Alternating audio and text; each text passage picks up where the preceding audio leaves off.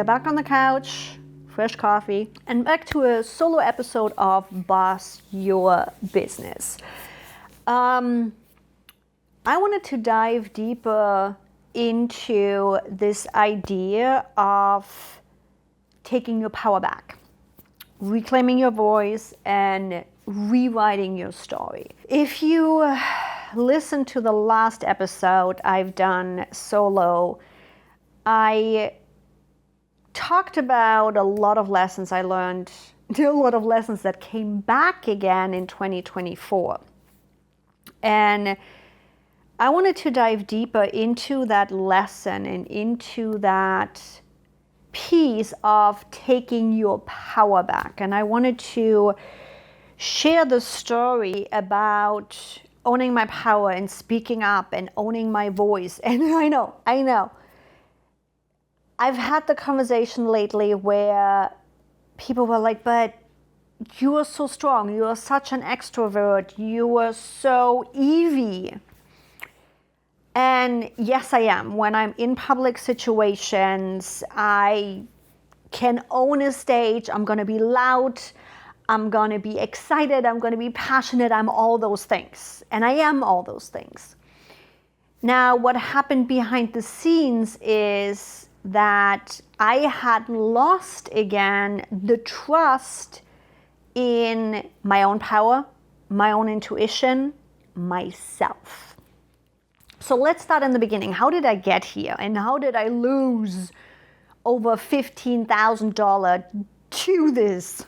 Yeah, I'm going to talk about all of this.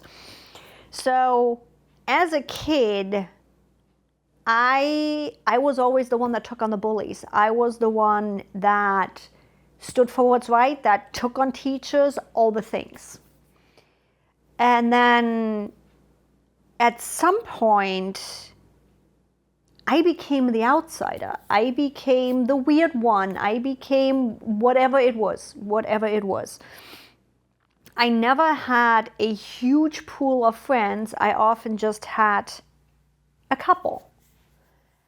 And I've seen everybody else with these huge groups of friends, and being homecoming queen, as an explanation for my Americans here, everybody knows them, everybody's friends with them, and I was often finger pointed. And it put me over the years into a situation where I thought I wanted that. I thought I wanted hundreds and hundreds of fans and huge following and be that.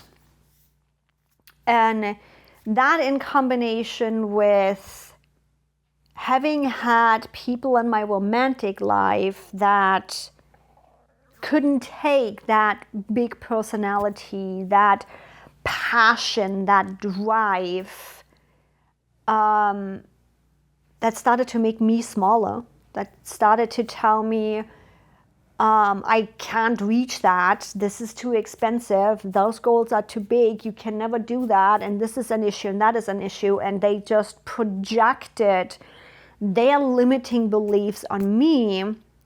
At some point, I started to believe that. The combination of their limiting beliefs being imposed on me with being that outsider because I didn't follow the common path. I didn't follow that story that everybody was told our path was supposed to be. I looked more and more outside of me for answers. If the money I put into coaches believing they would have the answer, but me not asking the right questions.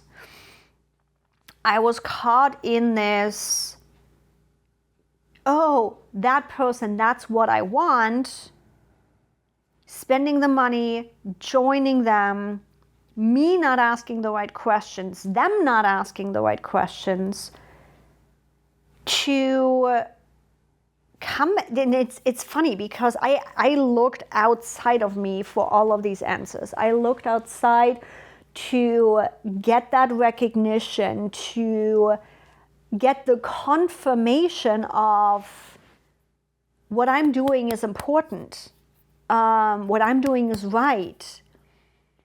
And a big lesson for me in 2024 was that, and it seems, looking back, it seems so simple. I'm like, how did I get caught up in this? We all know that. We all know that outside of us can't give us value. We are the only ones that can give us value. We are the only ones that can take our power or give it away. We are the only ones that can make the decision of this is important for us. Now, I'm not taking anything away from coaches, consultants, mentors. The problem here is when you are focusing on a specific process. So for example, you made the decision you want to do group coaching. Cool. You find yourself a mentor or a coach that can help you with that. The problem is that coach doesn't know if you have done the work to know what you don't know, and that is the right decision for you. So when you look at the coaching market right now is oh my God, yeah, but welcome to another lesson from 2024. So many coaches have specialized themselves on one single thing. One thing. Cool, you want to automate your business, you want to do group coaching, you want to do VIP days, all the things. But none of these specialized coaches ask the question of, is this even right for you? They are all going by the assumption that you have done the work that needs to be done to make the decision that that process is the right process for you. Yeah, and that's exactly the trap I fell into, thinking I had done the job without working with somebody doing the things that I do for my clients. I literally do this for work to figure out what aligns with your core values, your passion, and building a business that excites you. I had fallen into this trap of giving my power away and telling other people to tell me what's the right thing, not them asking me to figure out what's the right thing. So I completely gave that power away. And with that, I also gave away my voice and my passion, and lost the drive of doing what I want to do. Interestingly enough, I now have 2 people I have worked with that I ended up being a guinea pig in their program, and they closed it down or took a hiatus of it after I left. And that's a whole nother interesting thing. But here's the thing. I needed to learn this lesson, because coming back around is I gave away my power. Great coaches, great mentors are invaluable. They cut so much time from learning lessons and learning those processes. You just need, in that mix of your support community, of the people that you lean onto, you need somebody that asks the question you don't know yet to ask. And it's been interesting how it brought me back around to all of my NLP training. I had started NLP to get out of those cycles, to get out of, oh my God, I see what I'm doing, but I can't do anything about it. I don't know where to poke a hole into it. I don't know how to get out of this, but I'm seeing myself doing the same over and over again. And coming back around to this NLP training where it's like, this didn't align with me because it didn't align with my subconscious core values. So I went back to the tools I have, to the resources I have, and focus back onto what are my core values?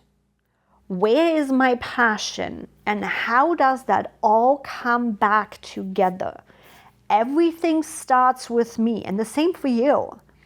we have the resources, all of these processes, all of these ways of running a business, all of them work. There is enough people out there that have proven that all of these ways of running a business works. You need to figure out, or have somebody help you figure out, how that aligns with you, and that's how you take your power back. Now suddenly you have that core framework, you have that clear understanding of who are you, what drives you, what are the things in your life that trigger you, what are the things in your life that make you procrastinate. Really understanding you is taking back your power, taking back your strength, and then you can bring in the people to help you and support you. And not only that, suddenly when you focus on your voice, your power, your core values, your personality, your passion, now you are taking your voice back. And not only that, now suddenly I came back around to that trailblazer that I was as a kid. The stepping up for the kids that were bullied, fighting what I know in my core is wrong. And that's where my passion for my business and what I do came back, and where I have found the strength to say, yes, I'm a leadership coach for women, because guess what? Women lead different than men, and I cannot tell you how a big fight it was to say, yes, I'm a leadership coach for women. I don't want to do leadership for men. I want to do it for women. I want to have women in more leadership positions. I want to have women making more money. I want to have women enjoy their life and a business that supports them. And I want women to have the freedom of choice to do what they want to do. And it's like saying it out loud, becoming again the person that fights the bully, now suddenly is putting a fire under my ass, where you get stuck in content creation, or worrying about or wondering about what to talk about and who to connect with and the content to create. Your passion is not aligned. Because guess what? It's like that energy I feel when I'm in that power, when I am voicing the impact I want to have, it fuels everything else. It puts me into a complete different energy level. I show up completely different. I speak different. And now suddenly, and it's funny how it comes all back around. So if you are struggling with what fuels you, what excites you, and what you want to do, go back into your childhood. What did you do before you were told you can't do it? And now suddenly, I promise you, when you look at what excited you and what you did and what you spoke for before you were told you can't, you are going to find your passion again. You are going to find that thing that makes you you. And then it's going to take some work. It is going to take talking about it over and over again and sharing it and owning it and eliminating all of these people that told you you can't. And chances are the universe is going to put somebody in front of you again to test if you will own your voice and your power. It will test you. It will put people in front of you that are going to tell you you can't. And it is going to take practice and developing the habit of reframing it. When somebody comes to you and tells you you can't, it's because of their own limiting belief. It's because they believe they can't, and they are just reflecting that onto you. It has nothing to do with them. It's nothing to do with them. It has all to do with them, and it has nothing to do with you. That's what I was going to say. It is their limiting frame of reference they have of what's possible. And maybe in the future they can change it. Maybe they can't, but it has no impact on you. It has only an impact on you if you are giving them the power to make that decision over you. And that makes you make that decision. When you are grounded in what you stand for, who you are, and what you want to accomplish, nobody outside of you can make you feel anything. And you might have heard that from my coach, Matthew Ribben, love him to pieces. He talks about those make me feels. And make me feels are giving your power away. Nobody can make you feel anything. Because if you are secure in yourself, anybody can say anything and you're just like, whatever, that's you, that's not me. And really digging into this, understanding you, again, understanding your power, understanding your goal, understanding your purpose, understanding your story and how you are triggered will give you that power to figure out when somebody is asking good questions or when somebody is just reflecting their own bullshit onto you. So I invite you, ask the difficult questions. Look into your childhood. What were you excited about, but what also triggered you? Where have you been told lies? And surround yourself with people that don't just talk at you, but with you.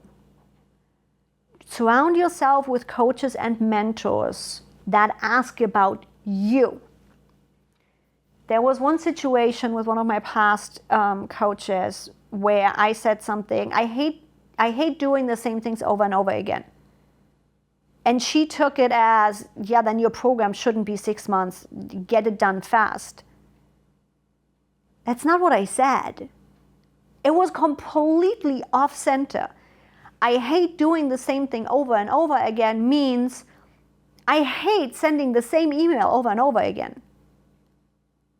Showing up and having different conversations and teaching different things, I love that. For months on end, hell yeah. Doing things over and over again just means I need to record those lessons and not teach it again. And teach it again a month or two down the road when it's getting even better, when it's even more optimized. It means that I don't want to teach you the same ClickUp template over and over again. I want to have different conversations. I want to do different things. It doesn't mean that I shouldn't be running a 6-month program or a 12-month program. It means running them efficiently and automating them. So that coach didn't ask the right questions. Find yourself people that are asking the right questions and asking for clarification. Cool, you don't like doing the same thing over and over again. What specifically does that actually mean? Those people are the ones you want to have in your life. The people that are asking the right question and leaving the power with you with their questions. I also had to look at myself. I am so caught up in wanting to deliver solutions that often enough I catch myself not asking the right question, sometimes not talking with my people, but actually at my people. Here's your solution. But is that actually the right solution for you? And that's where implementing all of these things, asking all of these questions, now you are taking your power back. And you are speaking your own truth. You are reclaiming your own voice, and you are going to write your own story. Did I mention I really love these solo episodes? I get to share so much more about what's happening behind the scenes. So we might actually do more of those. So make sure you hit that subscribe button so you don't miss any of the solo episodes coming up. And reach out. Reach out. I want to hear your stories of where you might have given away your power or how you have reclaimed your voice. Especially with the book I'm working on right now. Yeah, maybe you end up in the book. Reach out on social media, newsletter, wherever it is. I'm monitoring everything. I want to hear your story. How did you reclaim your power? How did you take your voice back? I'll see you in the next episode. Bye.